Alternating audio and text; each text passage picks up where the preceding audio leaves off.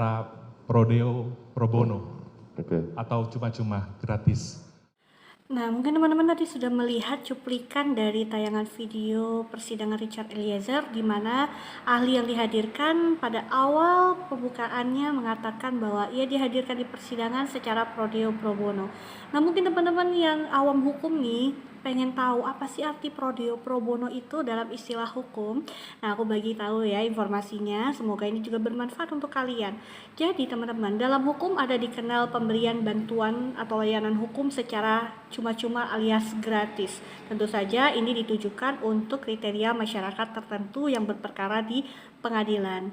Nah, arti prodeo dan pro bono itu sebenarnya dua kata yang terpisah, tapi seringkali disebutkan secara bersamaan.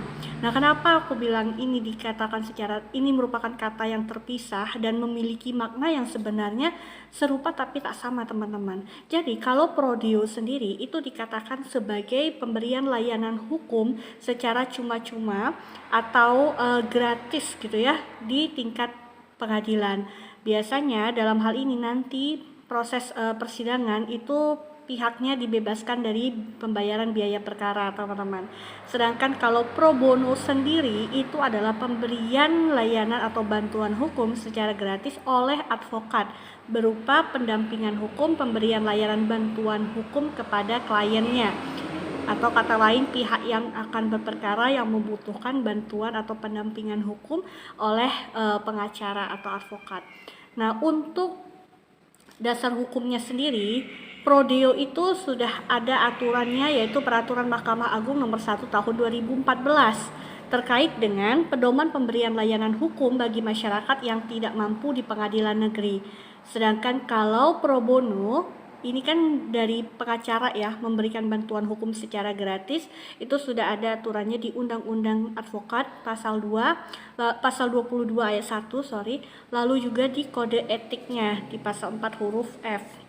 Saya bacakan ya, di kode etiknya dikatakan advokat dalam mengurus perkara cuma-cuma harus memberikan perhatian yang sama terhadap perkara yang mana ia menerima jasa. Artinya, walaupun memberikan bantuan hukum ini secara gratis, tetapi dalam memberikan pelayanannya itu dia tidak boleh membedakan antara pihak yang dia berikan secara gratis dengan pihak yang non gratis, artinya dengan pihak yang memberikan dia uang fee atau uang jasa, teman-teman.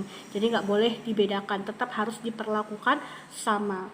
Nah, lantas kemudian apa sih syaratnya gitu ya bagi mungkin masyarakat yang ingin mengajukan perkara tapi nggak punya uang atau udah kepikiran kalau misalnya nanti pasti biayanya mahal gitu ya. Nah, kalian bisa mengajukan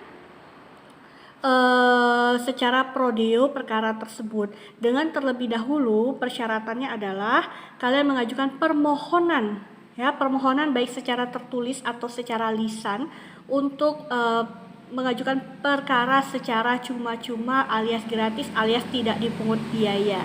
Lalu yang kedua, KTP dari pemohon. Lalu yang ketiga, ada dilampirkan surat keterangan tidak mampu yang ditandatangani atau dikeluarkan oleh lurah atau camat atau instansi wilayah setempat lah ya, yang isinya adalah menyatakan bahwa kalian itu benar adalah masyarakat yang kurang mampu dan ingin mendapatkan pelayanan secara cuma-cuma di pengadilan. Ada si kucing. Lalu ada surat keterangan tunjangan sosial dengan melampirkan kartu keluarga miskin, kartu jaminan kesehatan, lalu kartu raskin misalnya, atau misalnya kalian dapat BLT juga boleh dilampirkan bukti surat bahwa kalian adalah penerima BLT. Nah, 4 poin itu saja yang harus dipenuhi sebagai persyaratan untuk mengajukan permohonan berperkara secara gratis di pengadilan, teman-teman.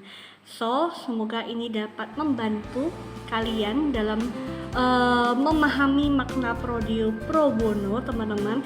Dan jangan lagi khawatir bahwa kalau ini sampai punya kasus gitu ya, tapi kita nggak mampu, pasti biaya pengacara mahal, biaya di pengadilan mahal. Nah, kalian sekarang sudah tahu, kalian bisa mengajukan perkara secara cuma-cuma. Semoga ini dapat membantu. Silahkan di-share ke teman-teman lainnya agar banyak yang mengetahui informasi hukum ini. Terima kasih. Assalamualaikum warahmatullahi wabarakatuh.